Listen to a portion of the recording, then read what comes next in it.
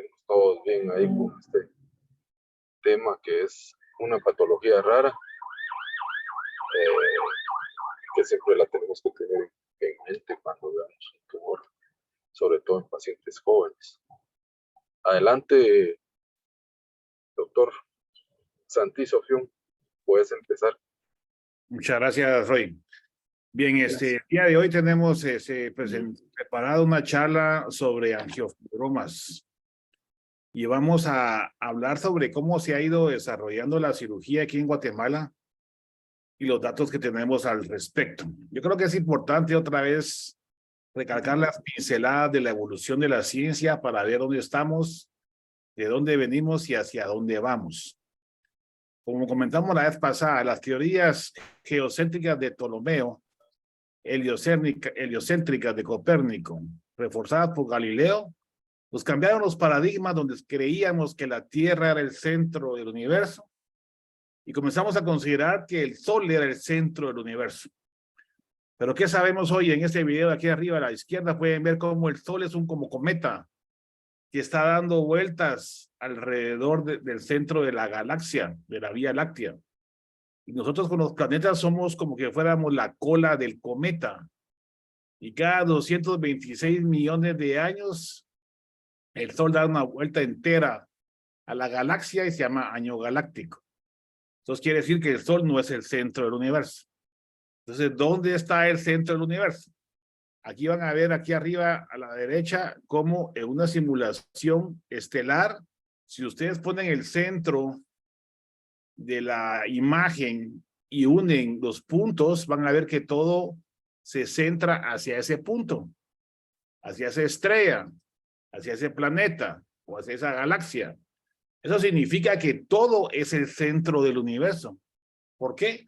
Porque todo estaba unido en el Big Bang. Entonces, la galaxia, la Vía Láctea, da vueltas también alrededor del centro del universo en expansión. En pocas palabras, no hay centro del universo, o está en todos lados el centro del universo. Entonces, esos paradigmas han ido cambiando, así como cambió también el paradigma de la gravedad. La gravedad que hizo caer la manzana de Newton. Einstein dijo que era un espacio-tiempo relativo a la deformación del espacio-tiempo, lo cual se comportaba como que fuera una sábana, y ustedes ponen ahí una pelota, la sábana se va a hundir. Y así funciona la gravedad. Pero bueno, luego hicieron otros cambios de paradigma donde vimos que la gravedad podía estar en diferentes situaciones, en diferentes dimensiones y en diferentes universos. Se llama teoría M. Lo pueden leer en los libros de Hawkins. Y esos paradigmas han ido cambiando y ahora supuestamente la gravedad es una fuerza emergente de la parte de la singularidad que está alrededor de la galaxia y este universo es un universo holográfico. O sea que somos representación de lo que está en la singularidad del borde no de la galaxia, del universo entero. Entonces han visto cómo ha ido cambiando los paradigmas que han ido creciéndose, modificándose y mejorándose. Lo mismo pasa con la evolución. ¿Dónde surgió la vida? No sabemos, posiblemente en todo el universo. Se llama teoría de la panspermia. Y ahí vino Darwin y dijo que debían de sobrevivir los más fuertes, que no es cierto. Y que los animales se adaptan al medio, sí es cierto. Que los animales también cambian el medio, como el hombre está cambiando el calentamiento global. A las teorías de Darwin, que era un paradigma, se le mejoraron por los conocimientos de la genética y epigenética y el ADN de Mendel. A esto se le mejoró este paradigma, la paleogenómica, la cual nos dice hoy, según la teoría de Stephen Jay Gould, que los animales, por ejemplo, en el Cámbrico había una gran cantidad de vida, la cual se disminuyó y comenzó a evolucionar y todos los demás se murieron. O sea que como las células, las neuronas en el cerebro humano, que son 100,000 millones de neuronas en el cerebro cuando nacemos y luego se reducen a 86,000 millones. Eso significa que tuvo una poda, un recorte para que mejoraran las especies. Lo mismo sucedió con el hombre. Según Jay Gould, habían muchos seres humanos homínidos. Estaban los cromañones, los neandertales, los erectus, los habilis y los sapiens. De esos 5, que hay muchos más, solo sobrevivió el sapiens que somos nosotros ahorita. Pero había diversa realidad de los homínidos. Eso significa que la evolución darwinista ha ido cambiando sus paradigmas para ir aprendiendo que no sobrevive el más fuerte ni el mejor adaptado. Simplemente un meteoro cae y mató a los más fuertes y los mejor adaptados, que eran los dinosaurios.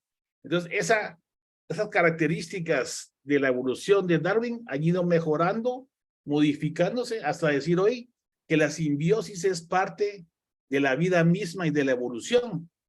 ¿Cuántos genes tenemos nosotros? 20,000, no. Tenemos millones de genes, porque todas las bacterias que están en la biosfera del cuerpo humano, el bioma, en el cual tenemos bacterias en el intestino, bacterias en los oídos, bacterias en la piel, bacterias en todos lados, nos están protegiendo, nos están alimentando para poder sobrevivir en una simbiosis. ¿Cómo surgió la célula procariota a eucariota? ¿Cómo salió la célula sin núcleo a la célula con núcleo? Se unieron dos entidades vivas, posiblemente un virus y una célula sin núcleo, y se modificaron para mejorar la evolución de la vida y crear los seres multicelulares. Entonces quiere decir que todo se va juntando, o sea, no es únicamente el darwinismo se ha deconstruido ahora por una evolución en 4 dimensiones, un libro muy interesante que quieren ir a leer, que es la evolución en 4 dimensiones de Eva Jablonka y Lamb. Entonces, ¿qué es lo que dice la epistemología, que es la filosofía de la ciencia? Que la ciencia no evoluciona solamente a partir del método hipotético deductivo. No solamente tenemos que comprobar las teorías, sino que también descartarlas. Si todos los cisnes son blancos, tenemos que buscar un cisne negro que descarte que el paradigma de los cisnes blancos es único. No, el paradigma de los cisnes blancos se mejoró con un cisne negro, que significa que los cisnes blancos son la mayoría, pero existen cisnes negros en Australia y Oceanía. Entonces el paradigma cambió. Eso se llama falsación, descartar o buscar el elemento que está contra la hipótesis, que es lo que dice Popper.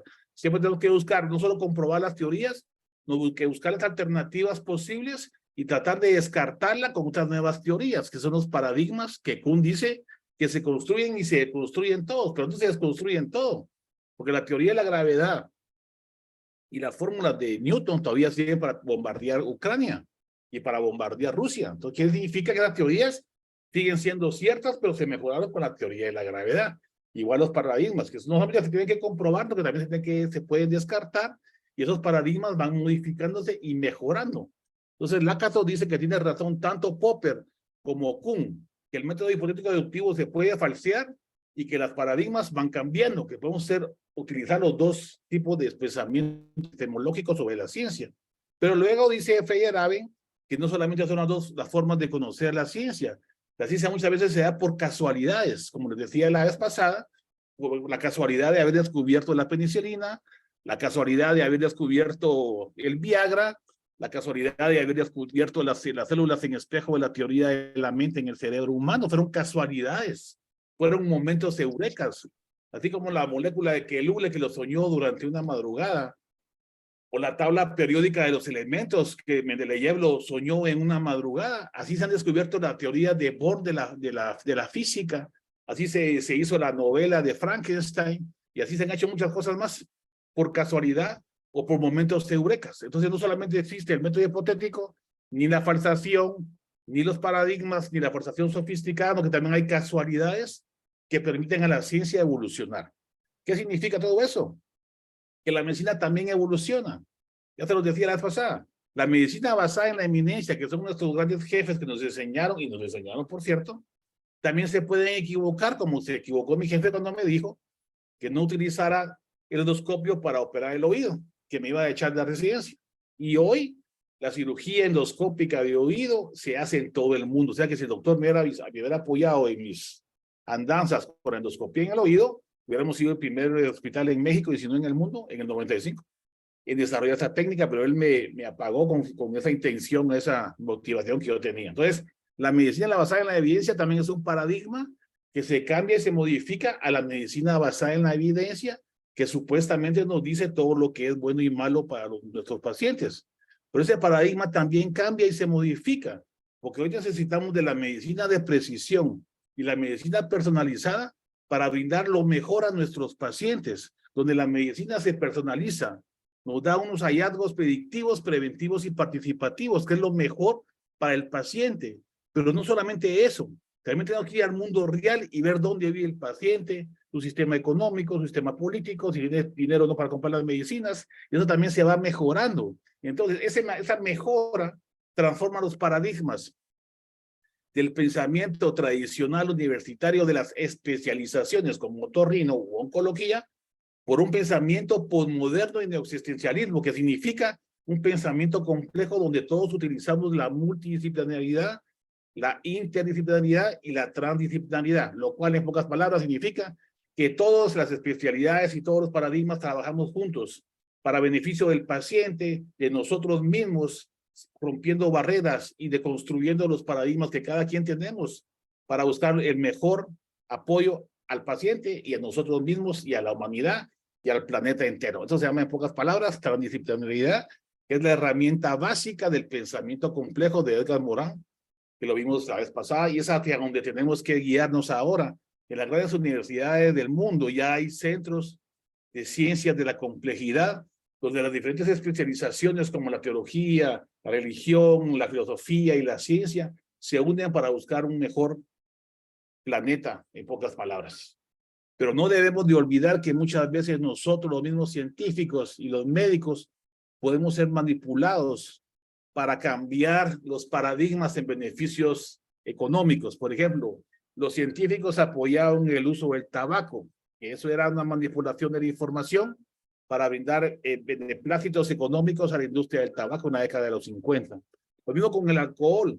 Eso de tomarse 2 copas diarias es mentira. Vayan a leer los estudios científicos. No sirve tomar alcohol, aunque tomemos, pero está mal tomar alcohol. Como el azúcar sintética, esa que usamos para comer todos los días, no es buena para el cuerpo humano. El 98% de todas las cosas que compramos en el supermercado no sirven, nos están matando.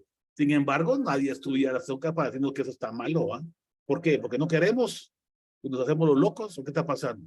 Igual que el bifenol A, que modifica las hormonas en los niños, cuando toman pachas, los hace crecer mal, los hace tener todos sus trastornos endócrinos y provocar más cáncer, que es lo que nosotros estamos viendo con ustedes ahí en el Intran. Los neonicotinoides que están matando a las abejas, la odontología que estudia cómo la ciencia es manipulada para ganar dinero y no pensar en la población. Escuchemos qué es lo que dice este CEO de las farmacéuticas. Haría las cosas de otra forma.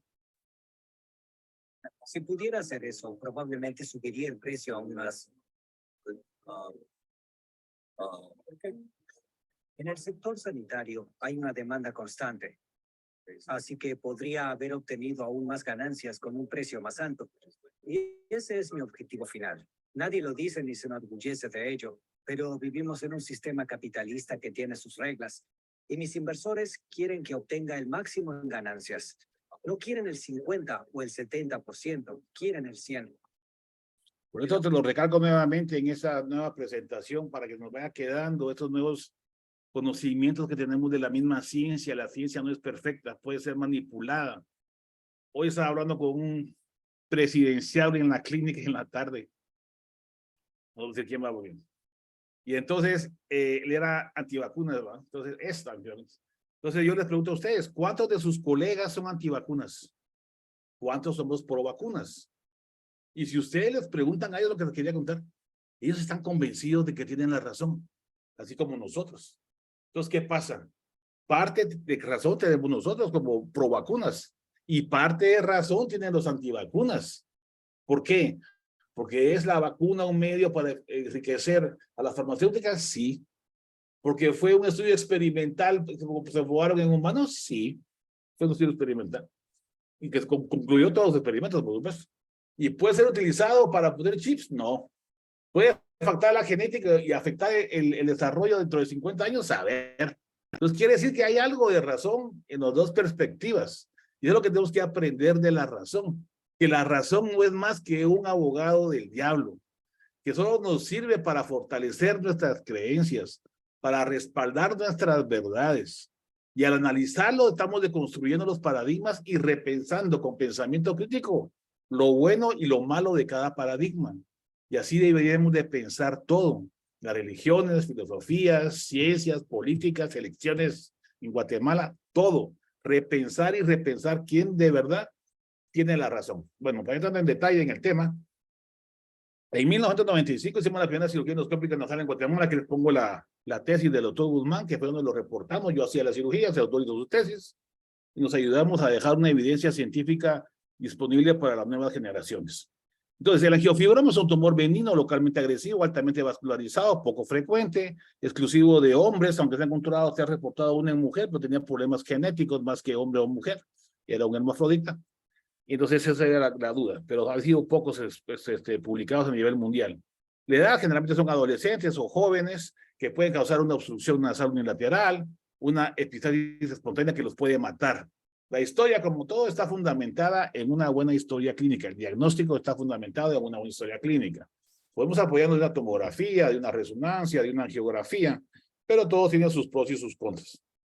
Aquí también una imagen de un angiofibroma intracraneal que lo vimos, me imagino que yo no me acuerdo dónde, pero ha sido en el San Juan de Dios, por el tipo de estudio que le pudimos realizar, porque tenemos las posibilidades de hacerlo más fácil y gratis, entre comillas. Entonces, para poder saber dónde estamos parados y hacia dónde vamos, vamos a hacer un análisis rápido de lo que es la epidemiología de los angiofibromas en Guatemala. La primera tesis que encontré fue el doctor Rodas, que hizo una revisión del año 1962 al 72. Yo nací en el 62. En ese periodo de tiempo, que fueron 11 años, hubieron 39 casos de angiofibroma, más o menos lo que miramos hoy en el San Juan, que son 3 o 4 casos por año. Luego tenemos ese interesante comentario de la tesis del doctor Rodas, que dice él que ellos los arrancan con el dedo, y sí era cierto. Cuando yo vine en Guatemala en el 95, le metían el dedo por la fosa nasal, lo arrancaban por arriba y por abajo, y lo sacaban. Bueno, algunos casos sí salían bien, otros no tan bien, pero siempre se lastimaban los dedos o le hacían una rinotomía lateral. Pero era la técnica en que le usaban. Entonces, ¿esa técnica era nueva? No, eso lo hacía Hipócrates hace 2500 años, solo que él usaba una esponja, le llamaba la técnica de la esponja. Entonces lo hacía al revés. En lugar de empujarlo para la orofaringe, lo que hacía Hipócrates era jalarlo con una esponja por la nariz, pero me imagino que eran tumores chiquititos, ¿no? Globales no se puede. Entonces la epidemiología en San Juan de Dios va a ser más o menos en este periodo de tiempo alrededor de 2.4 casos por año en el San Juan. En el Roosevelt, la tesis del doctor Vera era de 2.6 casos por año en promedio. Nosotros hicimos nuestra revisión en el Seguro Social, ayudados y apoyados por la doctora Sofía Villeda. Estos son los hallazgos de cirugía endoscópica nasal en los primeros 1000 pacientes y pico hasta el 2003. Pero en esos periodos de tiempo nos pudimos dar cuenta que en el Seguro Social también eran alrededor de 1.5 casos por año en su trabajo de investigación, la doctora Sofía, cuando fue nuestro fellow. Y entonces, si juntamos todos, por eso que el INCAN no tiene registro, o yo por lo menos no lo he encontrado, así que les exhorto a que algún estudiante, algún profesional quiera ayudarnos para sacar los datos del INCAN en cuanto a angiofibromas de los últimos 5 años, si quieren, para que también nos podamos meter en este estudio que queremos publicar próximamente en una revista, aunque sea, o en una tesis. Entonces, en promedio, si vemos todo ese grupo de casos, es más o menos 10 casos al año. Y si lo comparamos con otros países, como México, que reporta 11 casos al año, como en la India, que reportan alrededor de 8 casos por año. Quiere decir que en Guatemala tenemos demasiados casos por año. ¿Por qué? No sé. Un factor puede ser la contaminación, la desnutrición, las bombas que pusieron durante el periodo de la guerra y la revolución en toda el área del altiplano, donde pasaba el oleoducto, se llamaba, yo me acuerdo todavía, que ponían bombas y destruían eso y se contaminaban todas las áreas, porque yo incluso fui ahí a buscar algunos ríos ahí subterráneos y se mira el nivel de petróleo que está por arriba de los niveles de agua. Quiere decir eso que toda el agua está contaminada en esa región. Y pensamos, no tengo ya los datos exquisitos ni para poderlos compartir, pero creemos que posiblemente sea esa área, la del altiplano de Guatemala, la que sea la más frecuente en cuanto a patología oncológica de cabeza y cuello, incluido el angiofibroma, lo cual también lo podemos hacer ahí en INCAN con ustedes y averiguar de dónde vienen los principales casos de cáncer de cabeza y cuello en Guatemala. Para clasificarlos, hay muchas clasificaciones. Nosotros utilizamos la Raskowski, pero la consideramos más fácil, ¿va? El 1 es limitado a la nariz y nasofaringe, la 1B que tiene extensión posiblemente al seno esfenoidal, que es el más frecuente que nosotros hemos visto aquí en Guatemala. Cuando invade la fosa pterygomaxilar, que es A, B o C, pequeño, moderado, o sale por la mejilla a la C, y la 3 si es intracraneal, poco o mucho. Para mí y para mucha gente, esa es la clasificación más fácil de utilizar para poder comunicarnos. Entonces, ¿cuál es el tratamiento? Como ustedes saben, la cirugía, la radioterapia, la quimioterapia, la terapia hormonal. Primera elección, cirugía. Aquí está la técnica que les decía de hace 2500 años. Te mete una esponja de mar por la nariz, se pasa la boca amarrada de un hilo y se jalaba. Pero han sido polipitos de esos normales, ¿verdad? No creo que hayan sido un angiofibroma intracraneal porque no sale. Entonces, las cirugías que hemos efectuado nosotros y que están reportadas en el mundo son la transpalatal, la de Globin, la anatomía lateral, la de Fish, abordajes laterales subcraneales, y la de Ford, donde uno quita toda la mandíbula, todo el maxilar, perdón. Entonces, uno puede hacer abordajes hasta la base del cráneo. Así es como hacíamos nosotros las primeras cirugías cuando venimos a Guatemala, porque es lo que nosotros mirábamos, o por lo menos lo que yo vi en México, y lo poco que yo vi aquí en Guatemala, que decía que lo arrancaban, pues, prácticamente.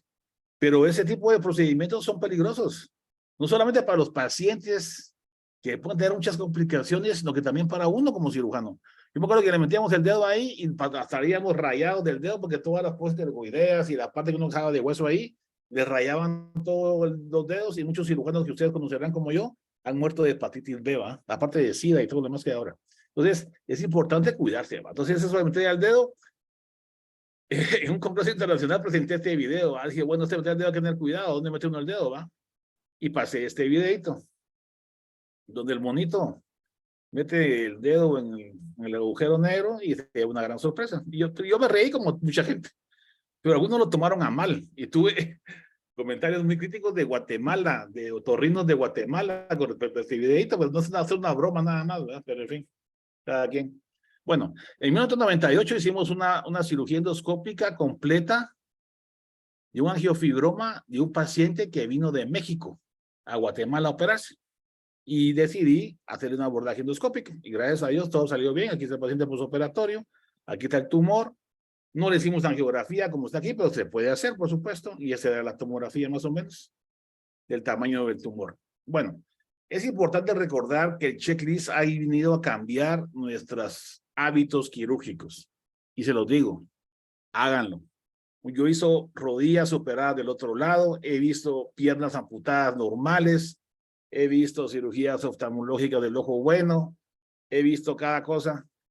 Y entonces en mis 30 y pico de años de estar operando, entonces se los digo, vale la pena llevar un buen checklist, incluso para cirugía de angiofibromas. Hay un neumotécnico que se llama CLOSE, cercano, en el cual podemos ver la altitud de la lámina cribosa, la lámina papiracea, el nervio óptico de la cerviz Leonodi, el seno esfenoidal y las etmoidales. Pero más que eso, lo que he aprendido a través de estos años es saber las irrigaciones fundamentadas del angiofibroma. Este es un angiofibroma que aparentemente es un angiofibroma, un estadio 2B, digamos, que mete aquí al seno esfenoidal, no se mira nada malo, pero pongan atención.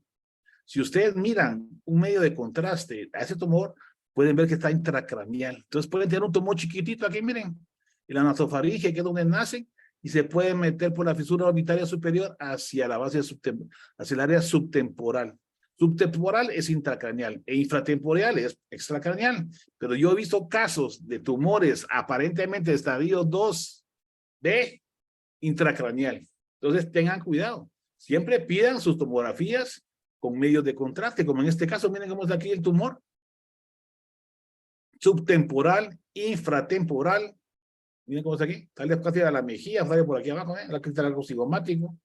Es grandísimo. Entonces, este tipo de tumores considerados estadios 3B son los que hay que tener más cuidado.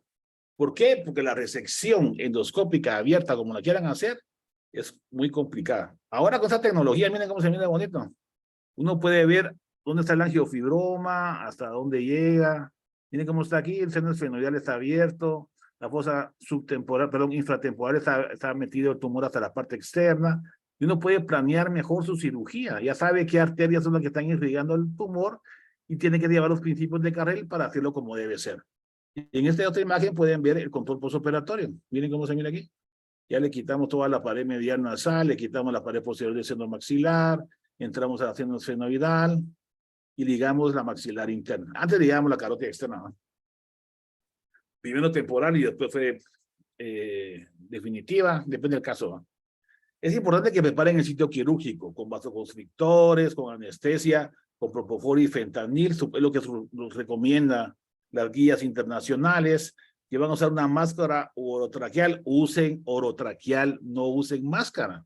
La máscara está contraindicada para tumores vasculares y menos desangrados a nivel de la orofaringe. Entonces, yo me acuerdo de cuando vine, había un doctor, no me acuerdo cómo se llama, anestesiólogo que quería que yo hiciera las amígdalas con máscara de laringe porque quería hacer su estudio, entonces yo las hacía, por supuesto que las hacía, pero era más difícil y más riesgoso para el paciente. Entonces yo les recomiendo, hoy yo he visto angiofibromas en lo cual se sale el tubo, y en ese estudio el doctor Rodas reportan uno que se le salió el tubo, lo trataron de intubar otra vez y se les murió. Entonces siempre pongan el tubo, fíjenlo apropiadamente y no lo estén manipulando tanto porque se les puede salir. La posición son del emburo invertido a 30 grados, con agua caliente a 49 grados. Los taponamientos faringeos no son efectivos porque están va a mover a cada rato. Entonces, ahora con el ácido tranexámico nos puede ayudar, aunque nosotros realmente no lo hemos usado. Es importante la posición del anestesiólogo en la sala de operaciones. ¿Miren dónde está aquí? En los pies del paciente. ¿Para qué? Para que uno tenga la disponibilidad de poderse movilizar en esta área. Tenemos la mala costumbre aquí en Guatemala con los anestesiólogos que te quieren poner aquí también adelante, ¿va? Entonces es una pelea por la vía aérea y una lucha en la cual el que corre riesgo es el paciente. Queremos que el paciente, si el tubo está bien colocado, está bien fijo y nadie lo va a mover, todos estamos tranquilos y todos estamos trabajando como debería ser. Porque en el angiofibroma uno se puede correr para acá, se puede correr para acá, te pueden mover para diferentes lados. Yo me muevo mucho en ese sentido porque necesito tener una perspectiva apropiada de lo que estoy haciendo. Cuidando también la posición del cirujano. Me acuerdo cuando el doctor Stan nos contaba que él paró con atrofia muscular aquí de la mano, paró con problemas cervicales y problemas lumbares y problemas de escoliosis y no sé qué, porque él hace mucha cirugía de base de cráneo con endoscopio alrededor del mundo, nos comentaba, y ya tenía hasta problemas ergonómicos. Entonces, tratemos la manera de estar en una posición correcta, que dan las recomendaciones, si la quieren ver después, y espacio en la presentación que vamos a grabar para que quede aquí para todos ustedes. La técnica a 4 manos es fundamental. Un cirujano, que en este caso es el cirujano principal, está operando con el aspirador y coagulador en caso de los angiofibromas y otra persona está camareándole a uno. Esas son las mejores formas de operar. Podemos hacer por una nariz, por las 2 narices, por 3 puertos, por 4 puertos, por 5 puertos, por los puertos que quieran. Depende del área que vamos a operar. Nosotros operamos a 4 manos. Eso significa que, bueno, cuando podemos, ¿va? Porque a veces tengo que operar solito. Pero a veces cuando tengo la oportunidad, tengo a alguien que me eche la mano, alguien que me camaree, yo puedo meter el aspirador con coagulador ahí, puedo meter ese garfio. Ese garfio lo usan para artroscopía, para operar las rodillas. Y una vez lo vi yo cuando estaba de chute viendo unas cirugías, y lo dije, lo puedo usar yo. Entonces, la transdisciplinariedad que hablábamos al principio del año y la práctica pasada que les expliqué, la ayuda entre todas las especialidades por beneficio del propio paciente.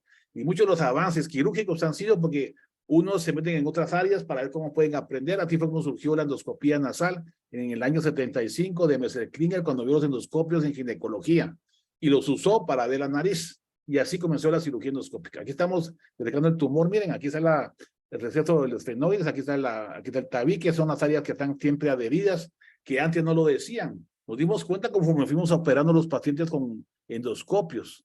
A 30 grados, agua caliente, ácido tranexámico, no lo olviden, nos puede ayudar mucho. Entonces usamos el garfio para artroscopía, usamos algunos productos para coagulación, y el coagulador aspirador fue la base que nos ayudó a investigar ese tipo de abordajes endoscópicos que nadie lo hacía en el 95, pero nosotros incluso fuimos a varios países, a Latinoamérica fui, a México me acuerdo que fui a Chihuahua y lo presenté, y cuando iba saliendo, presenté no sé cuántos casos, ¿verdad? No sé, 12 casos.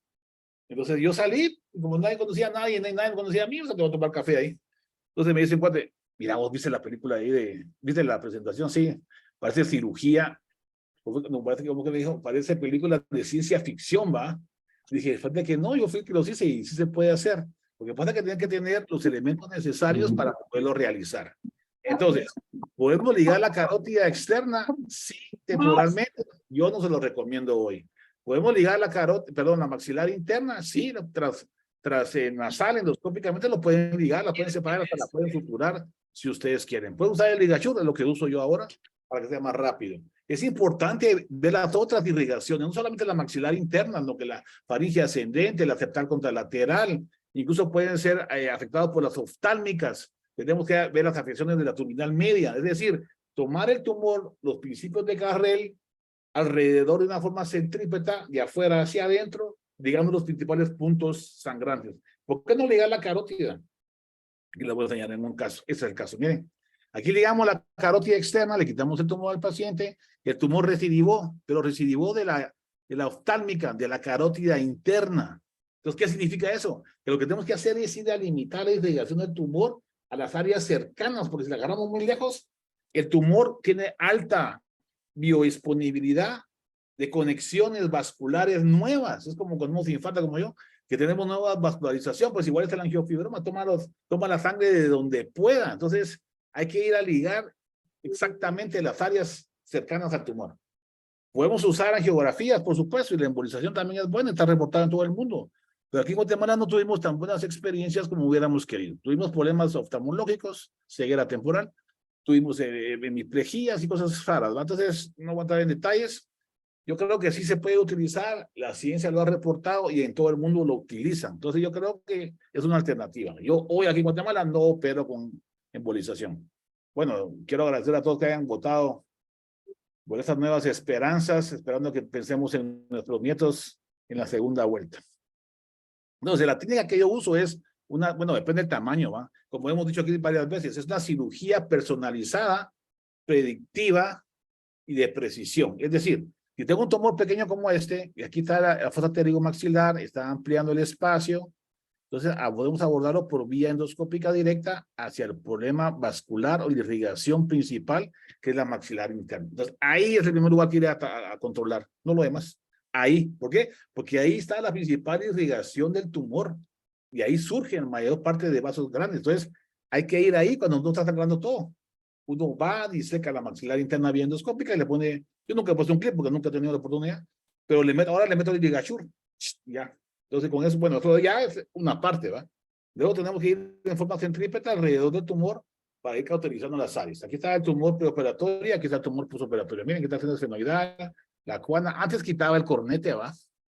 Ahora ya no. Aquí van a ver videos viejitos y videos modernos, ¿va? Porque acuérdense que eso fue en el siglo pasado, dirían 4 por ahí.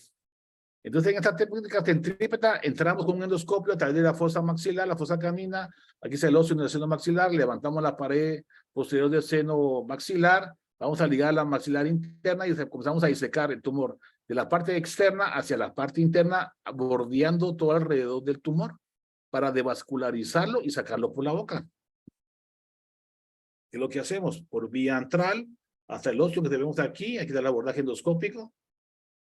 Y aquí estamos viendo cómo sacamos el tumor. Aquí está la maxilar, bien, la fenopalatina, que está saliendo hacia la región de la nariz. Entonces, aquí es donde tenemos que ir a ligar la arteria. Entonces, aquí se mira aquí, pero muchas veces el tumor está metido entre la fosa pterigomaxilar. Entonces, la arteria no la agarramos aquí, sino que la vamos a agarrar a la mejilla. Depende del tamaño, ¿ah? Entonces, ahí tenemos que adecuar la cirugía. Aquí está el angiofibroma ya resecado por vía oral. Este es un abordaje a la arteria fenopalatina, miren, aquí rapidito, solo para que miren dónde está. Uno mira la arteria fenopalatina saliendo ahí del agujero fenopalatino de la fosa pterigomaxilar, entonces uno tiene que ir ahí a ligar eso. Y miren, facilito, ¿ah? Incluso un día lo presentó con un trabajo así como este, y a los 2 días fueron a operar un paciente así, una doctora otorrino, y mató al paciente. Bueno, aquí está la arteria fenopalatina, la faringe ascendente, aquí está el agujero redondo aquí arriba, aquí está el vidiano abajo, aquí está el seno senoidal, aquí está la carótida, aquí está el nervio óptico. Es esa área donde tenemos que aprender a manejarlo apropiadamente y conocer bien las estructuras del canal vidiano, la arteria faríngea, la fosa pterigomaxilar, las arterias, las venas y los nervios, porque es aquí donde tenemos que ir a resecar. Entonces, si sabemos que aquí sale el conducto del vidiano, que aquí está el agujero redondo, está la segunda rama del trigémino, podemos entender por qué la manipulación con el dedo en esta área puede provocar un paro cardíaco. ¿Por qué? Por un reflejo trigémino cardíaco que no está bien conocido por los cirujanos que operamos este tipo de tumores. Aquí está el agujero redondo, el canal dividiano, y aquí está el canal faríngeo. Pero acordémonos que están todas las estructuras alrededor de las áreas donde estamos operando, la carótida, la yugular, el seno cavernoso, el área trigeminal, como les decía, y una manipulación de esas puede matar a un paciente. Aquí está el artículo que quería comentar.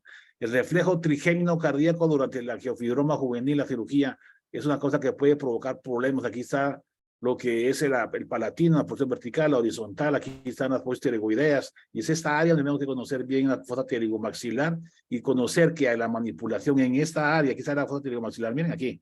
Cuando el tumor deseca hacia la parte posterior por hendidura esfenoidal o por fisura orbitaria superior, toda esta área que es paracelar, que está en el área del seno cavernoso, y uno la quiere arrancar porque es intracraneal, el tumor puede provocar un reflejo trigeminal y puede matar a un paciente con la manipulación, no por el sangrado, por la manipulación. Entonces, los casos que he estado investigando, muchos posiblemente murieron de eso y los cirujanos ni siquiera se dieron cuenta, ¿va? Mucha. Esta es la fosa pterigomaxilar. Miren, tenemos que analizar las estructuras vasculares, las estructuras venosas, cómo poder acceder apropiadamente, cómo está el canal faríngeo pterigoideo, faríngeo posterior, cómo está aquí está el agujero redondo, miren, aquí está. El foramen redondo, donde sale la segunda rama del trigémino, aquí están las ramas alveolares, las ramas palatinas, en fin. Tenemos que conocer todas estas estructuras para poder adecuar el abordaje quirúrgico endoscópico en esta región. En este caso vemos un tumor grande, ¿va? Pero de ganancia está intracraneal, miren, sale por arriba y por abajo del arco cigomático.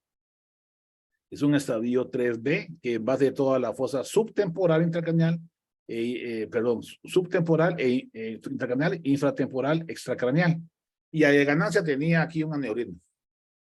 Entonces, estos casos son difíciles de tratar. Y como los hago yo ahora, son abordajes combinados, parte endoscópico, parte abierto. Aquí cómo se recupera la mucosa, miren, de toda la cavidad extraída. Yo dejo el cornete porque me di cuenta que la capacidad del cornete para humidificar toda esa gran cavidad que uno deja después de la cirugía es principal, es primordial. No quiten los cornetes. Ayudan a una recuperación más apropiada y menos coste de los pacientes. Aquí está el control preoperatorio y el control postoperatorio, miren. Este es un tumor también intracraneal estadio 3A. Entonces así fuimos aprendiendo a hacerlo un poquito cada vez mejor. Es un abordaje aquí por la fosa canina, aquí estamos en el control postoperatorio, luego de haberlo resecado. Aquí estamos quitando la pared posterior del seno maxilar. Aquí estamos levantando la arteria pterigomaxilar y de la arteria sfenopalatina y la maxilar interna. Aquí estamos coagulando. Miren, ni siquiera usamos piscina y todo el mundo me decía que no se podía, que aquí están los videos, ¿no? Con cauterio y coagulador podemos cauterizar la maxilar interna. Ahí están, lo quieren ver.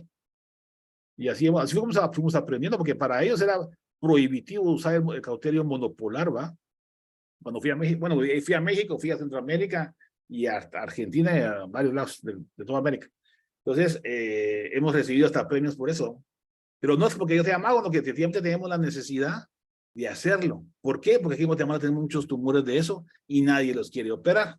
Ahora hasta me pidieron que para un paciente que viene de Estados Unidos, que si lo podemos ayudar, está bueno, ¿no?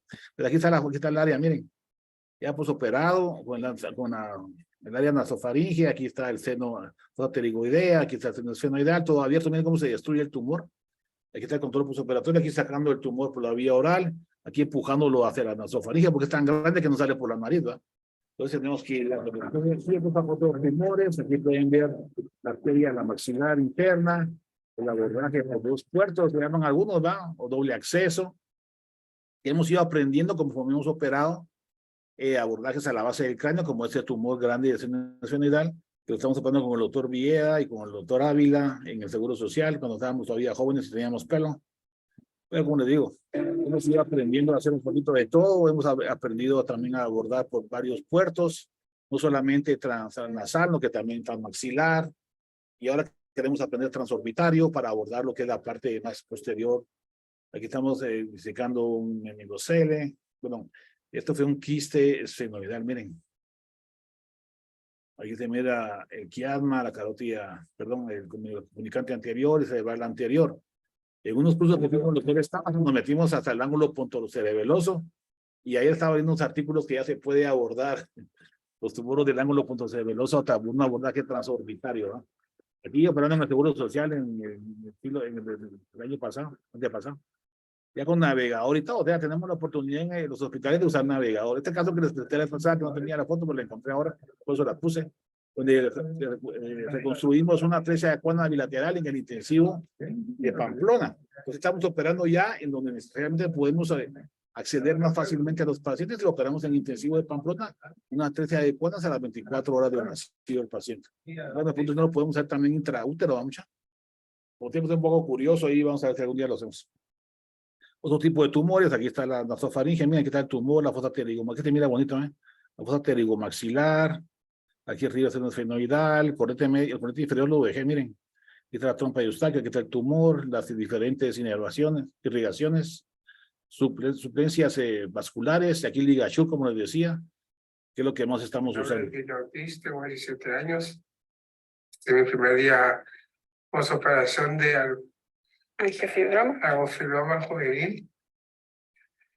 No siento ni dolor, ni molestia de nada. Solo un poco de molestia en la garganta. Bueno, este caso salió bien, ¿no? Pero hay casos en los cuales le ligaron la carótida del otro lado al paciente del pulmón angiofibroma y se murió. Y también hay complicaciones serias. En este caso me lo mandaron como que fuera un angiofibroma. ¿Qué creen ustedes que es? Miren, los angiofibromas no destruyen la base del cráneo así, va. Es un tumor del clivus que destruyó todo el clivus y nos metimos, pero hay que tener mucho cuidado porque este tipo de tumores uno no tiene si uno tiene un navegador mejor, porque encontrar la carótida o el nervio óptico en el camino es muy fácil de poder lesionarlo. Entonces tengan cuidado. Este es el tumor del clivus, miren, que tiene que conseguir endoscópicamente. Es diferente, ¿va? No es como como el angiofibroma clásico en el cual pueden observar ustedes la afección de las apófisis pterigoideas, si es que está grande el tumor y se mete la fosa pterigomaxilar. Y si no, también hay estadios uno va como miren, que solo está en la nasofaringe. Entonces esos son facilitos, ¿va? Eso no los puede quitar. Ese fue uno de los primeros videos que grabé. De un tumor que lo resecamos completamente sin embolización, sin taponamiento y sin nada. Aquí estamos extrayendo la boca, entonces se fue otro día a su casa, ¿no? Pero ahí están viendo, miren, la parte de nasofaringe, aquí está el seno maxilar, aquí lo cauterizamos todo el área del seno esfenoidal, aquí está sin incisiones ni nada, de los que pudimos grabar, porque no teníamos ni para cómo grabar, ¿va? Entonces, pues, los primeros que grabamos, aquí está el control postoperatoria, que debe haber sido como a la semana, que todo, es otra cosa, ¿va? Que no, está, miren cómo se mira ahí, la nasofaringe, el área que cauterizamos, tumor chiquito, ¿va? Un estadio, ¿no? Entonces, ese tipo de tumores, ojalá fueran todos así, ¿va? Pero no, hay casos más severos, aquí está el control preoperatorio y posoperatorio. En este caso también lo operamos sin taponamiento y sin embolización. Aquí está el preoperatorio, miren. Batido entre el seno esfenoidal, aquí está el posoperatorio ya resecado, lo que decía, aquí está la pared lateral nasal. Miren cómo se mete el tumor dentro del seno esfenoidal y lo destruye todo. Sale todo en un bloque, ¿va? Entonces, ahora lo que hago es que trato la manera de guiarme por medio de los límites óseos. Aquí se mira la endoscopía, miren. Esa es la cuana, la trompa de Eustaquio, aquí está el seno esfenoidal, miren. Y la fosa pterigomaxilar, miren cómo se abre de aquí, se mete en el seno esfenoidal y lo amplía todo, ¿va? Entonces, eso son cosas que uno fui aprendiendo conforme fui haciendo con cirugía endoscópica. Eso nadie lo decía. Ahora y además, pero antes nadie decía todo eso. Entonces, si uno sabe todos esos detalles, puede abordar con más seguridad y con más facilidad los angiofibromas. Ahora hasta me refieren a los testigos de Jehová, ¿va? Que no aceptan transfusiones por su religión. Entonces los hacemos por vía endoscópica, de forma que no los embolizamos ni los ligamos, no, que todo lo hacemos así lo más exangüe posible, para no comprometerlos. ¿Qué problema tenías antes de operarte? Me sangraba la nariz y no podía respirar. ¿Y cuándo te operamos? El 4 de septiembre. Lo que tenías es un angiofibroma. Estaba intracraneal y gracias a Dios saliste bien. Sí. ¿Y qué religión sos? Testigo de Jehová. No te pasamos ninguna gota de sangre. Eso me das pena, todos saben. Los testigos que van aquí. Es el preoperatorio, es el tumor. Hasta me mandan a un médico testigo de Jehová para que yo no vaya a pasarle sangre. Ay, no te preocupes, no lo voy a hacer. Pero ellos pasan a ir, están a la par de uno, viendo que uno no vaya a pasarle sangre y no me creían, la verdad. Es lo que más se pasó llegar. Total que salió bien el paciente en el postoperatorio, miren, a la semana. Aquí le pusimos cuando son ellos, consiguen todo, ¿va? Hasta los coagulantes ahí, los hemostáticos. Y casi nunca tengo la oportunidad de usarlos, con ellos sí los podemos usar. Y la evolución ha sido también. ¿Qué día es hoy? Hoy es jueves 8 de marzo del 2018. Que te operamos ayer. Sí. Tenías tapón en la nariz, tenías un angiofibroma. Sí, exactamente. ¿Cómo respiras ahorita? Pues normal, no estoy obligado a usar la garganta para respirar como De Honduras y está con rinotralia abierta, ¿va? Porque queda un gran espacio. Entonces, gracias a eso, me han invitado a operar en otros países, como Cuna. Era el hijo del rey de las islas de San Blas. Entonces lo operamos allá en Panamá. Por cierto que Panamá tiene los mejores lugares, o sea, los hospitales que yo estaba operando en Centroamérica son mucho mejor que el de Herrera y Herani. Estoy hablando de los hospitales nacionales, ¿no? Tienen una infraestructura, tienen un equipo mejor de lo que yo he podido ver. Entonces operamos a este paciente, pero quería contarles esto. Cuando iba a operar al paciente, yo lo que iba a hacer era enseñarle a aquellos a operar, ¿va? Y a eso iba yo, según yo. Pero cuando íbamos a operar a este joven, nos llama y me dice, doctor, ¿usted me va a operar? Sí, yo te voy a operar. Le digo, voy yo con los doctores aquí que me van a ayudar. Pero antes de operar, quiero que recemos y que oremos. Pero quiero que vengan todos los del hospital. Y como era el hijo del rey, llevaron a toda sala de operaciones a rezar con él. Entonces le digo, yo miren mucha, yo la verdad que les quería dejar esa cirugía, pero me siento tan comprometido con el paciente que lo voy a operar y ustedes van a solo medio a ver porque no quiero que nos vaya a pasar nada con ese paciente. Entonces, esa es una transdisciplinariedad. Cuando el paciente se involucra el anestesiólogo, el que va a realizar operaciones, la circulante, los cirujanos, los que están aprendiendo, y todos nos involucramos con esa persona. Uno se identifica y se esmera y que salga mejor. Gracias a Dios, pues salió bien, ¿no? Esto fue en Panamá. Aquí estamos durante la operación, algún procedimiento, lo hicimos a 4 manos. Si quieren aprender, mejor lo llevo a Guatemala y ahí les enseño. En el 2013 hicimos una recopilación de los casos que habíamos operado, llevamos 48 angiofibromas de acceso híbrido, que es abierto y con endoscopio, y 40 angiofibromas con acceso endoscópico puro. Esto fue hasta el 2013. Ahorita llevaré otros, no sé, son 98, tal vez otros 60 casos. Total, como 180 casos. Hay un doctor que dijo que había operado 200, yo no muy le creo. O a menos que haya vivido 10 años más que yo. Porque operando todo lo que opero, y yo soy el que opero en el San Juan de Dios, y todo lo que van cayendo me están llamando a mí, aún así no son 200 casos, ¿no? Pero en fin, entonces pudimos hacer 12 pacientes sin embolización y sin taponamiento, los cuales los vamos a reportar un día estos, primero Dios. Y hemos aprendido. ¿Cuánto tiempo operamos? De 2 días. ¿Cómo te sentís? ¿Puedes respirar por la nariz bien? ¿Te pasa aire? Algunos le ligamos la carótida transitoria, ¿verdad? Como siempre decía la vez pasada, cuando uno es R1 es inconsciente de su incompetencia, cuando uno es R2 es consciente de lo que sí puede hacer, y luego somos conscientes de lo bueno y lo malo que hacemos, y luego hacemos todo de forma inconsciente, competentemente, eso solo Dios va. Entonces la mayoría estamos en esos rangos, pero siempre tenemos que tener respeto por la cirugía que estamos haciendo. Nunca le falten el respeto a la cirugía ni a sus pacientes. Cuando uno comienza a meterse clavos, aunque sea súper experto. Entonces tenemos que seguir aprendiendo, acompañado de los nuevos estudiantes, de las nuevas evoluciones y los nuevos rompimientos de los paradigmas que hemos hablado. En el año 91 fui jefe residente de cirugía, que es la foto donde estamos todos los jefes. Bueno, los jefes están ahí, yo el jefe residente que está aquí arriba soy yo, con más pelo y más bigote. Y aquí todos los jefes que me enseñaron, que también hay que guardarle respeto y admiración. Y en el 95 que fui jefe residente putativo en el INEP, porque nunca me dieron ni un cartón ni nada, pero yo tenía que sacar el chance ahí. Y les agradezco a todos mis maestros que de una forma u otra he aprendido. Mike, me acuerdo muy bien de él, desde Klinger, Stamberger y Kennedy, que algunos aprendí sus congresos. El doctor Soa, que les decía que no me había dejado operar el oído con endoscopio. El doctor Stam, que es uno de los mejores cirujanos del mundo, brasileño. Cursos a los que hemos ido. A CEMEFO, que era la parte de la morgue en México, donde iba todas las semanas a operar. Ahí me sé cuate de todos y me hasta me regalaban los cráneos para poder operar. Y ahí me encontraba yo a los profesores que iban a aprender para enseñarnos en cursos. Y lo que pasó fue que me llevaban a mí como instructor de los cursos. Lo que quiero decir con eso es que la práctica es sumamente importante y las disecciones en cadáveres son fundamentales para seguir aprendiendo. Y lo estamos perdiendo y no lo debemos de perder. Donde yo he aprendido, donde ha sido mi escuela, son los cadáveres. Y en México lo comprobé, y aquí en Guatemala cuando estaba cirujano, nos trajo también en cadáveres. Entonces, no lo pierdan. Y les traigo esta parte de la presentación, porque como les dije la vez pasada, esta charla la di un día, en media hora o algo así en un congreso, y la gente creyó que esa cosa era como ir a chiflar a algún lado, y varios han matado a la gente creyendo que lo pueden hacer así nomás. No, la cirugía endoscópica se aprende poco a poco, como les enseñé en la diapositiva anterior. Fueron pasos que fuimos dando poco a poco.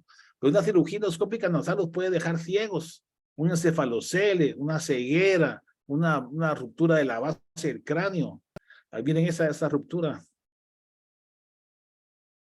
Ese líquido cefalorraquídeo y fluoresceína y cambios de luz para poder ver la fístula, miren. Entonces eso no es tampoco así nomás, pues hay que llevar un curso, hay que ir a los cursos, hay que practicar en cadáveres, hay que ayudarse con alguien que sepa, que le vaya enseñando uno. Yo no tuve la fortuna de hacerlo así, pero es lo que uno debería de hacer, tener a alguien que le vaya enseñando o ir a cursos, ¿va?, internacionales, que es lo que está de moda ahora. Cuando yo vine aquí no había ni cursos, pero ahora ya hay. Miren esa ceguera. Hay cegueras bilaterales por cirugía endoscópica nasal y por angiofibromas. Nadie lo reporta, bueno, sí lo reportan algunos, ¿va? Incluso el doctor Carrao hizo una presentación muy interesante que se la quiero pasar aquí rapidito, porque no está toda la presentación, pero sobre complicaciones de lesiones de carótida, muchachos. Cuando uno opera clivos, opera bases de cráneo y uno se mete en clavos con la ruptura de la carótida o el nervio óptico porque está operando las áreas delicadas de la base del cráneo, como decía Stam. Solo el que va a cazar al monte, a la selva, encuentra al tigre. Los que no, nunca van a operar una cirugía de base de cráneo, una lesión de carótida. El doctor Carrao, con el que compartimos un congreso la vez pasada, hizo una presentación para los que estén interesados, que la hacen ahora a nivel mundial, que se llama Reunión Rinológica Mundial, donde los mejores profesores del mundo dan sus charlas, ¿va? Sobre complicaciones como lesiones de carótida, muy interesante, donde ahora, ya yo lo había visto un par de veces, pero solo sabía que había un centro de entrenamiento para, miren un centro de entrenamiento para lesiones de carótida. Por supuesto que no son carótidas humanas, ¿no? Agarran a los becerros, a los chivos y les ponen en una cabeza encima. Entonces uno simula que lesiona la carótida y se pone uno a practicar ahí, ¿va? Entonces eso es lo que crea un hábito y lo que crea que uno a la hora de una cirugía severa con una hemorragia tenga el protocolo en la cabeza y las habilidades manuales desarrolladas en esos centros de simulación para poder solventar la situación. Entonces, así es la cirugía, como jugar fútbol. Hay que entrenar todos los días, ¿no? De carótida, pero todos los días para poder desarrollar las habilidades necesarias para poder aprender. Y aquí está, miren, aquí está la máscara, ¿eh? A ver si mira aquí. No se miran. Entonces tenemos que aprender y practicar. Entonces, también hay complicaciones del cirujano y mi falta. Tengo el corazón partido, pues no de amor, no que de estrés y de la presión alta de mi mujer y las cirugías. Pero en fin, uno va aprendiendo de la vida. Ahora con las nuevas tecnologías podemos hacer cirugías robóticas, cirugías tridimensionales, técnicas nuevas que están viniendo, que yo creo que hay que aprender. No hay que dejar al lado la tecnología, hay que ir con la tecnología. Ahora en el Seguro Social van a traer un robot, dicen ellos. Yo no lo he visto, pero que lo van a poder prestar, espero yo, para operar cirugía de base de cráneo. La primera agonía fue cuando estuve en Guatemala. Esa diapositiva la presenté cuando fui a Costa Rica y di la charla, una mesa redonda fue con Carrao y con Tercián. Carrao, que es un maestro, vamos, de clases a nivel mundial como se comentaba, y Tercián, que operaba los angiofibromas, que murió, con microscopio. Se tardaba 10 y 12 horas. Entonces estamos en la mesa redonda así, y yo digo, mire, doctor, yo realmente lo que más le admiro a usted es la paciencia que tiene para usar un microscopio en un angiofibroma. Y decía, solo es de práctica, y tiene razón, ¿va? Luego está Murillo, y está Huitrago, y Gago, otros amigos míos que también hacen cirugía a nivel de Centroamérica, ¿va? Angiofibromas, quiero decir. Entonces, cuando estábamos en esa reunión, le digo yo a ellos, ¿va? Y a todos que estaban ahí presentes, que era un grupo internacional, que yo a ellos miraba con sus tecnologías y con todo como que fueran Superman, ¿va?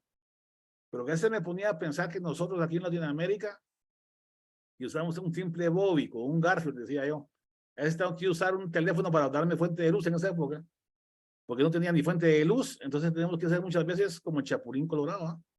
Más pilas que bonitos para poder sacar la CH de chispudo e imaginárnoslas cómo las podemos hacer por falta de recursos tecnológicos. Y se rieron todos ahí, ¿va? Pero en fin, Bueno, ahora también me han dado premios por esta presentación que les hice a ustedes. Fue un poquito más extensa, más detallada, pero cuando uno da cursos de esos tipos son más rápidos, ¿no? Solo a lo que al grano. Pero realmente, por lo menos ya tenemos un lugar en el mundo que hay que hacer publicar, va, mucha, para poder darnos a conocer a nivel mundial. Y les vuelvo a repetir, va, de tapar un poco de Epicuro. Los dioses no castigan, la muerte no existe, la felicidad es fácil de alcanzar y el dolor pasa. Entonces, bajo esos principios, uno puede vivir de una forma estoica y vivir mejor. Y les recomiendo que trabajemos en un abordaje transdisciplinario por bien nuestro, de los demás y del paciente para poder evolucionar. Así que no me queda más que decirles Bantiosh, gracias Kekchi, y dejo abiertas las preguntas y comentarios que espero que ahora los residentes de Otorrino del Seguro Social me hagan un par de preguntitas, por favor. Muchas gracias. Muchas gracias, doctor Santizo Fión. Excelente plática y pues la evolución va marcando todo y la práctica también. Y pues cada quien va buscando las herramientas para solucionar los problemas y felicitaciones por esa experiencia y esa presentación.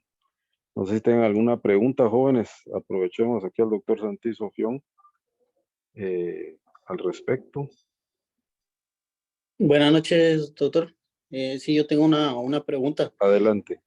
Es en relación a la toma de biopsias, doc. La literatura recomienda no hacer biopsias para este tipo, para el angiofibroma por el riesgo de hemorragia, pero en su práctica, doctor Santizo, ¿ha tenido que recurrir alguna vez a una biopsia previo a hacer el diagnóstico para después el tratamiento? ¿O siempre es con estudios de imagen antes de la cirugía? Es una muy buena pregunta. Fíjate que estaba leyendo el trabajo del doctor Rodas y ellos también hacían algunas veces biopsias, mucha, pero eso no se hace. O sea, si uno tiene un tumor vascular, o sea, el protocolo siempre ha sido recomendado. Bueno, cuando yo llegué al San Juan de Dios, ni tomografía había, mucha, pero ahora ya hay. Entonces, si uno tiene una tomografía con medio de contraste y mira que el tumor es vascular, no se toman biopsias. Se puede sangrar el paciente ahí, se puede morir. Entonces, uno poco a poco comienza a ver las características de los angiofibromas. En primer lugar, captan medio de contraste porque son vascularizados. Pero en segundo lugar, las características del abombamiento de la pared posterior del seno maxilar, el aumento del tamaño de la fosa pterigomaxilar, la destrucción del agujero de la fenopalatina y la lisis de la base del clivus a nivel de la nasofaringe y la apertura del seno esfenoidal son típicas del angiofibroma. Ningún tumor hace eso. Entonces, si uno va a esa región a analizarlo y a estudiarlo, se puede dar cuenta de que uno, porque ya estoy viejo también, ¿va? Entonces he visto tantos casos que ya uno aprende a distinguir tomográficamente cuando es angiofibroma. No se va a confundir. Pero en lo que ya ese momento tienen que estudiarlo, analizarlo, pero si es vascular, no está recomendado en ningún protocolo que yo haya leído biopsia. No hay que hacerlo, porque si no, les va a sangrar. Y si la van a hacer, tienen que entrar a quitar el tumor de una vez, si no, se les puede morir, se los estoy diciendo. Yo he visto casos de gente que se ha muerto. Un día me llamaron también porque era un pólipo antrocuanal, me dijeron, allá por, ¿dónde era ahí? Por Boca del Monte, un hospital que cuando yo vine de México, acaba de venir. Y otra cosa, mucha, cuando van a operar a un paciente que alguien se los recomienda, siempre vean tomográficamente lo que van a ir a hacer. O sepan el paciente. A mí me tocó hace un poquito también, les conté la vez pasada. Me dijeron que era un colesteatoma y era un glomus el paciente, un tumor vascular también. Entonces, no es así, aprendan de los errores. No hay que operar pacientes recomendados por nadie si uno no los ha visto antes. Entonces, ese día me tocó a mí ir a quitar un pólipo antrocanal allá al fondo de Boca del Monte y era un angiofibroma. Solo porque ese es grande y tal vez se me murió una arteria coronaria ese día, lo quité, pero no es la gracia, no lo va. Entonces, biopsia no, o sea, no hay que usarla. Muchísimas gracias, doctor. Otro aspecto al respecto de la biopsia sí está contraindicada, pero recuérdense, jóvenes, como mencionó el doctor, este tipo de tumor, primero, sexo masculino, debemos de aplicar la epidemiología. Segundo, paciente joven. Joven, estamos diciendo adolescente, menos de 20 años, la mayoría. Entonces, esa es la situación. En la historia clínica, el sangrado, que es una de las características, y pues la obstrucción nasal. No se pierde uno cuando encuentra un caso así. Vean, la primera vez que vean un paciente así, es lo primero que deben de sospechar y definitivamente la biopsia no la deben de hacer. Recuerdo que en el INCAN alguien hizo algo así y le tomó la biopsia y fue un sangrado enorme que inmediatamente lo llevamos a sala de operaciones y a taponarlo, ¿va? Era la única forma de tener ese tipo de sangrado. Por supuesto, pues tenemos que aplicar lo epidemiológico también en algunas patologías y sobre todo en oncología es aceptable esto, ¿verdad? ¿Sí, alguna otra pregunta? Buenas noches. Buenas noches.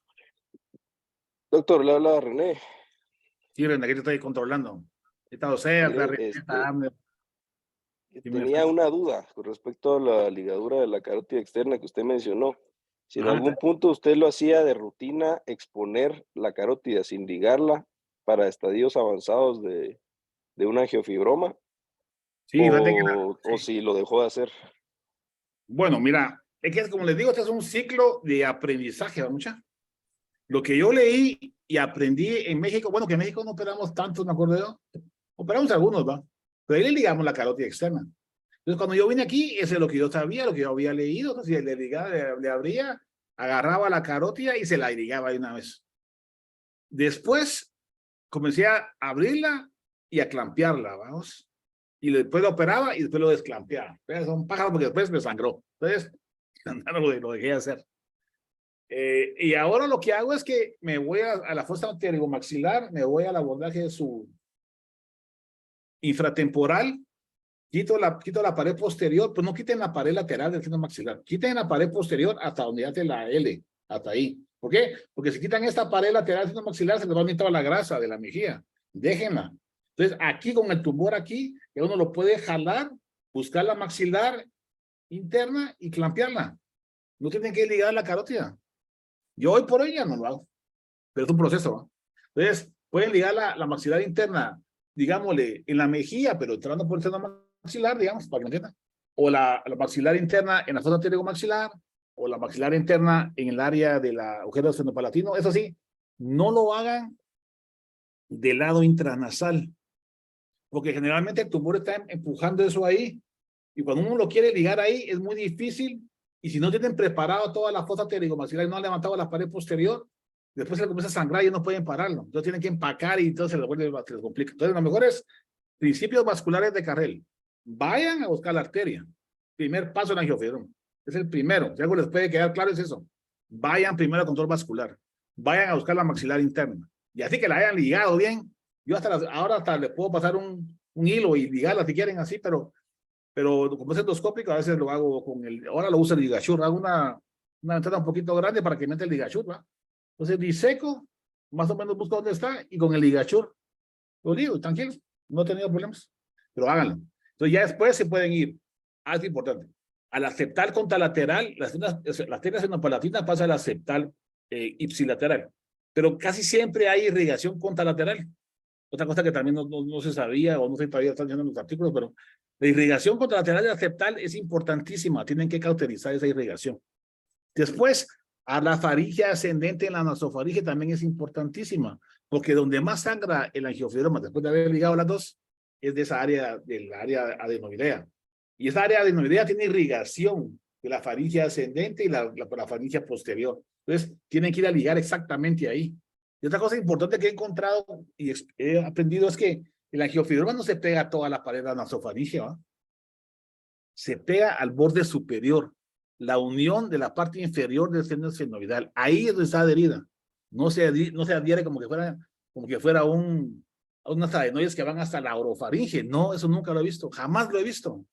Entonces lo que uno tiene que hacer es levantar el angiofibroma y cauterizar lo más pegado que puedas al angiofibroma. Es lo difícil. Es lo más difícil de todo. Entonces ahora he abordado por la nasofaringe para cauterizarlo, me he metido por arriba y lo levanto de un lado o lo levanto de otro lado, pero traten de cauterizar ahí. Si cauterizan la esternopalatina, perdón, la maxilar interna, si cauteriza la septal contralateral, y cauterizan la faringe ascendente en la inserción del angiofibroma en la pared posterior de la nasofaringe, lo van a sacar exsangue. Bueno, la mayor parte del tiempo. Y si no, pues va a ser un par de arterias que van a quedar por ahí. Pero esto nomás, otra cosa importante también es la arteria de la vidiana, mucha. Cuando uno corta la parte del agujero del canal vidiano, también sangra un montón. Pero cuando uno ya sabe que está ahí, ya lo que tiene que hacer es taponarlo rapidito y cauterizarlo, y para. Pero ya sabes que va a sangrar. Porque si sangra igual, acuérdate que es la carótida interna, ¿no? Sangra igual que la maxilar, sangra un montón. Pero si ya están preparados y saben dónde está el canal vidiano, tienen que ir a buscarlo, ¿no? Y si por casualidad el tumor se expande hasta el agujero redondo y afecta la arteria, la rama del trigémino, también hay pasos ahí, van. Ese también les va a dar problema. Pero si ya saben las principales irrigaciones, ya pueden ir a buscarlas. ¿Qué es lo que se dan cuenta? No es lo que van a buscarlas y a cauterizarlas, porque eso es lo que les va a sangrar. Entonces, si cauterizan esas áreas como monopolar, 25 watts, 30 watts, nunca han tenido problemas. Pero tengan cuidado, eso sí. Cuando vayan a abordar la parte superior y lateral de la fosa pterigomaxilar o en la unión del centro sinovial, ahí sí tengan cuidado, ¿verdad? Porque ahí está el ácido cavernoso lateral, está las ramas trigeminales, está la carótida y el nervio óptico. Entonces ahí no vaya a cauterizar, ¿verdad? O sea, la parte superior y lateral nunca. De aquí para abajo, sí, lo que quieran. Lo que quieran, no va a haber problema. Está el hueso. Entonces ahora lo que hago es que trato de ir a buscar el hueso, porque eso me sirve de referencia para poder levantar el plano de clivaje. No sé, René. René, ajá. Gracias. Una Gracias, pregunta, doctor. Adelante. Hola, Iveni, doctor. Sí, yo vine Doctor, mi doctor, ¿cuál es? La pregunta es si ha tenido experiencia en manejo de nasoangiofibroma en pacientes testigos de Jehová. ¿Cuál ha sido su experiencia y qué recomendaría usted para tener un manejo adecuado con esos pacientes, teniendo en cuenta que van a sangrar y pues que no podemos transfundirlos? Fíjate que aquí en la presentación presenté 2 o 3, no me acuerdo cuántos, pero llevaré unos 5. Ya ahorita a estas alturas ya me llaman, vamos. Entonces ya hay un colega que es testigo de Jehová, otorrino, por cierto. Y entonces él ya me dice, mira vos, ahí te mando a tal paciente. Antes llegaba conmigo y se ponía a ver y todo. Ahora ya solo me lo manda. Entonces lo que tienes que hacer es lo mismo, va, Lluvia. Tienes que ir a buscar las arterias principales, tratar de controlarlas primero y después ya seguir con lo demás. Meterte a quitar el tumor así de lleno, de centrífugo, sería esa técnica.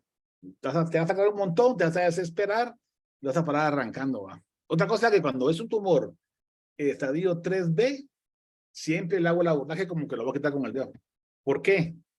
Porque la parte intracraneal siempre tiene plano de clivaje. Nunca está pegado. Por lo menos yo no he leído ni he encontrado ni uno, los que he operado, que esté adherido a la dura. Ni uno.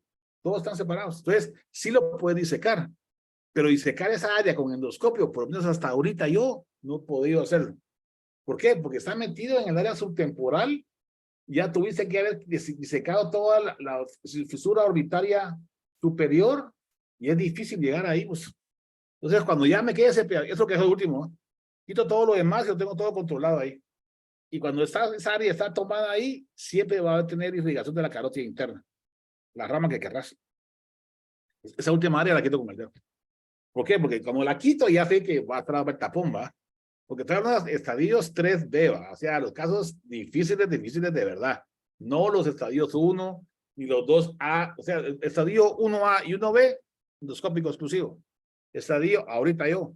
Estadio 2A, B y C, ahorita endoscópico exclusivo.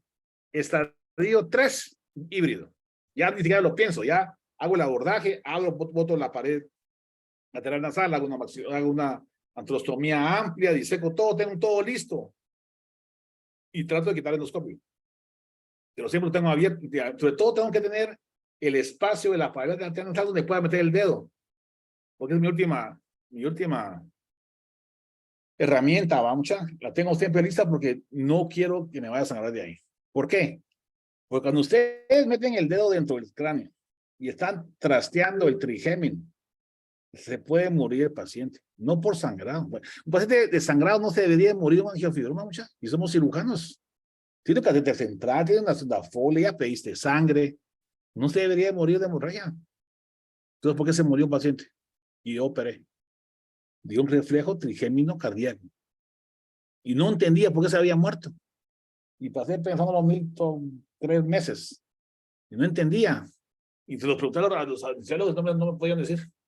Entonces dije, o solo que se había extubado, pero no se había extubado. Entonces, la única explicación fue esa. Entonces, tengan cuidado. No tengan cuidado. Cuando se metan al cráneo así a quitarlo con el dedo, tengan cuidado. No es así nomás. Ahora, si tienen a alguien que les haga un abordaje por fish lateral para quitar el tumor infratemporal, subtemporal, perdón, intracraneal, llámenlo, va mucho.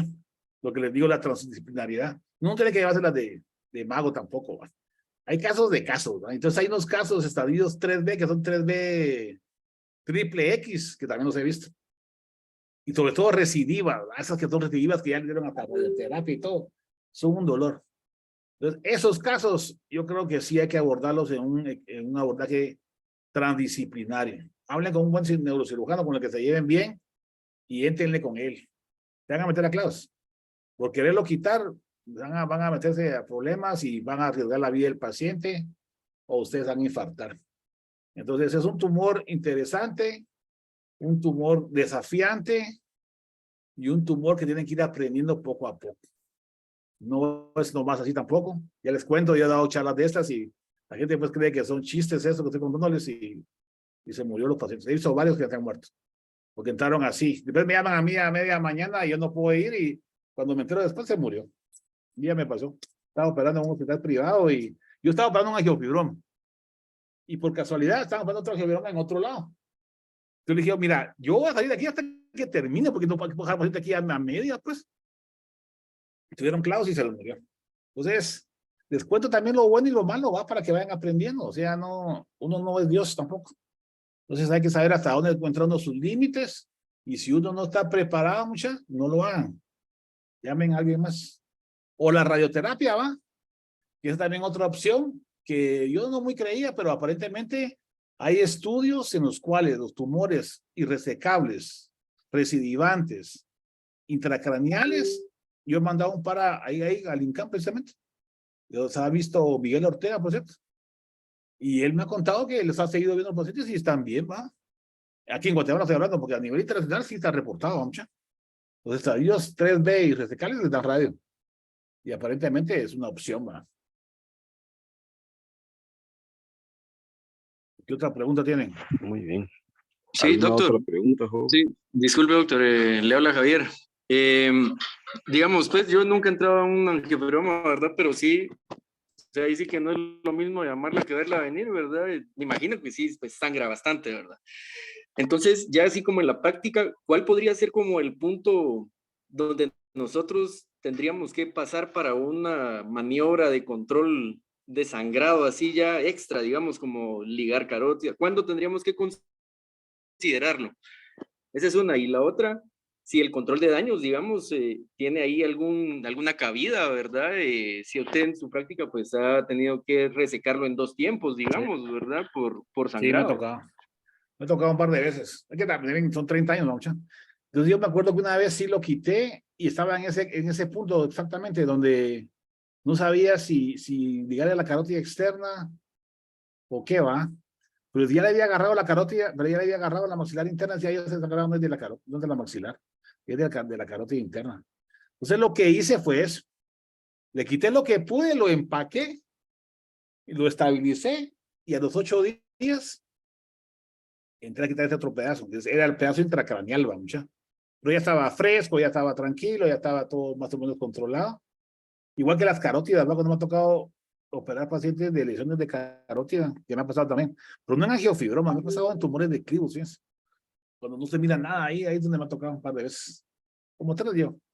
La primera vez lo empaqué, le quité los tapones, estaba nítido, se fue a su casa, tosió y ya no llegó al hospital y se murió. Entonces ya después ya no lo dejaba ir. Les ponía el tapón, los quitaba a los 15 días, le ponía otro tapón, otros 15 días, otro tapón, 45 días. Después lo quitaba, lo dejaba en el hospital otra semana porque no pagan nada. Entonces ya después ya se iban. Entonces así, ese es mi protocolo ahorita, mucha. Ya no dejo ir a nadie con un angiofibroma así. Bueno, angiofibroma que con una lesión vascular de la carótida. Entonces, ¿cuándo ligar la carótida? Bueno, yo diría a ustedes como consejo que ese es un tumor. Es que tienen que ir poco a poco, ¿va? Muchas no puedo decirles, hagan esto o hagan lo otro, porque como les he dicho 1000 veces, la cirugía es personalizada.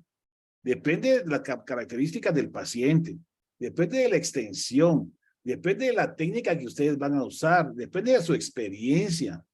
Entonces, yo creo que tienen que ir paso a paso, vamos. Incluso yo le diría, aunque hagan un angiofibroma estadio 1B o un 2A o B, C, háganlo como que lo van a quitar con el dedo. Porque en última instancia tienen que hacer eso, pues. Y tener la alternativa de hacerlo, porque si ustedes están con endoscopio ahí y les comienza a sangrar, lo pueden empacar. Y si lo empacan bien, no les va a sangrar. Taponamiento posterior y anterior, tranquilos. Pero lo van a dejar ahí sin operarlo. Entonces tienen que estar preparados. Siempre apóyense de alguien con más experiencia en estos casos, ¿no? Y traten la manera de hacerlo poco a poco. Aprendan con los estadios 1A, como todo en cirugía. Aprendan el estadio 1A, después el estadio 2, el estadio A, B y C, y de último los intracraneales. No se metan un intracraneal de directo, porque entonces se puede meter la clausa. Muy bien. Bueno, Y no hay no más sé si... preguntas. Ajá. Bueno, René, muchísimas gracias ahí por tu interesante plática y por todos los consejos ahí para los muchachos. Pues yo te puedo decir que no tengo mucha experiencia en eso, pero sí operé un par de casos ahí, sí que por rilotomía. Y como vos decís, quitando el tumor y deja de sangrar. Pero según recuerdo, no, o sea que vos vas directo a la carótida, no, recuerdo que la principal irrigación viene de las esfenopalatinas. Sí. Eso es lo que nosotros, abierta es la que vamos a buscar. Sí. Entonces vos te vas directo a la maxilar, en la mayoría de los casos, o es muy particular. Sí, no, la carótida ya no lo hago. Yo eso lo comencé haciendo cuando yo vine, pero ahorita ya directamente la maxilar. Sí. La maxilar, ahí tenés mayor control. Sí, una vez. Oh, correcto. Bueno. Bueno, muchísimas gracias, René, por tu plática. Nos seguiremos viendo. Buenas Y noches. muchas gracias a todos los que se conectaron. Les deseo feliz noche, un buen descanso y nos vemos mañana, primero de Dios, ahí en el Incán Jóvenes. Y saludos a todos y a tus residentes también del IX. Muchas Buenas gracias. noches. Buenas noches. Buenas noches. Adiós. Buenas noches. Gracias. Buenas noches.